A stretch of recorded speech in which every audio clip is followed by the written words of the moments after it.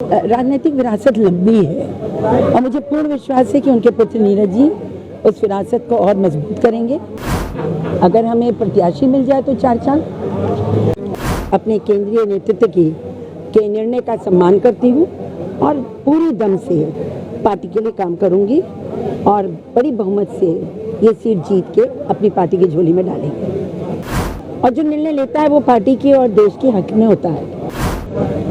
देखिए, अगर नहीं होता तो हमको क्यों आरक्षण मिला और क्यों महिलाओं के लिए जितनी योजनाएं थी केंद्र की सब महिलाएं ही केंद्रित हुई, चाहे आवास हो, चाहे शौचालय हो, चाहे हमारे ये आपका गोल्डन कार्ड हो या फिर आपका कोई भी जो भी योजनाएं थी सब, चूल्हा हो, सभी महिलाओं के नाम से है। और यहाँ तक कि अगर संपत्ति कोई महिला के नाम से खरीदे तो उसमें ज़बरदस्त रिबेट भी है। तो हमारी गवर्नमेंट जो है वो महिला सेंट्रिक है।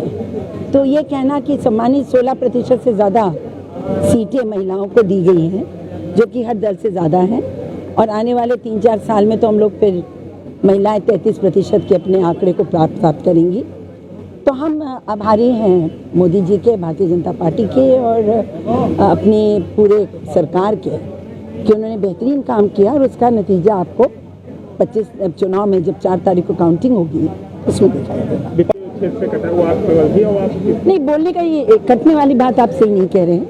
देखिए, परिस्थितियों में नेतृत्व निर्णय लेता है और जो निर्णय लेता है वो पार्टी के और देश के हक में होता है। मैं समझती हूँ कि ये राजनीति बड़ी परिवर्तनशील व्यवस्था है और अगर आज नीरज त्रिपाठी जी को टिकट दिया गया है तो सोच समझ के दिया गया। मैं केंद्र से अपने केंद्रीय नेतृत्व के निर्णय का सम्मान करती हूँ और पूरी दम से पार्टी के लिए काम करूँगी और बड़ी बहुमत से ये सीट जीत के अपनी पार्टी की झोली में डालेंगे। बड़ी पैठ है जमुनापाल क्षेत्र में, किस तरह को देखती है? हाँ नहीं, चुनाव बढ़ने तो दीजिए। इस समय मोदी लहर है और मोदी लहर में केसीनाथ त्रिपाठी जी का परिवार भी कम नहीं, और फिर हम लोग सब लगेंगे, हम कोई ऐसी कमी नहीं छोड़ेंगे।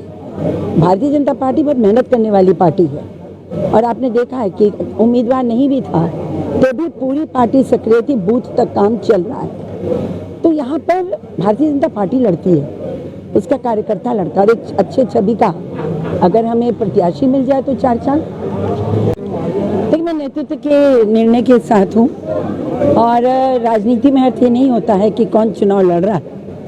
अर्थ ये है कि वर्तमान में अगर मोदी जी का आह्वान है कि 400 पार होना है तो एक सच्चे कार्यकर्ता के रूप में मैं और सभी हमारे प्रयागराज के कार्यकर्ता लगेंगे और एक बड़ी बहुमत से, प्रचंड बहुमत से हम जीतेंगे।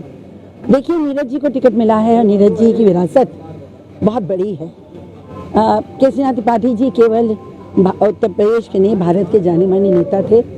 बहुत ही कर्मठ भारतीय जनता पार्टी के कार्यकर्ता रहे, विनम्र व्यक्ति थे और उनकी राजनीतिक विरासत लंबी है और मुझे पूर्ण विश्वास है कि उनके पुत्र नीरज जी उस विरासत को और मजबूत करेंगे, आगे बढ़ाएंगे। और आने वाले 25 तारीख को जब मतदान होगा तो प्रयागराज झूम के मत डालेगा, क्योंकि केसीनाथ जी का बहुत सम्मान भी है। तो हम मोदी जी के सपने को पूरा करेंगे और एक सच्चे कार्यकर्ता के रूप में काम करेंगे और 400 पार भारतीय जनता पार्टी को और एनडीए को पहुंचाएंगे।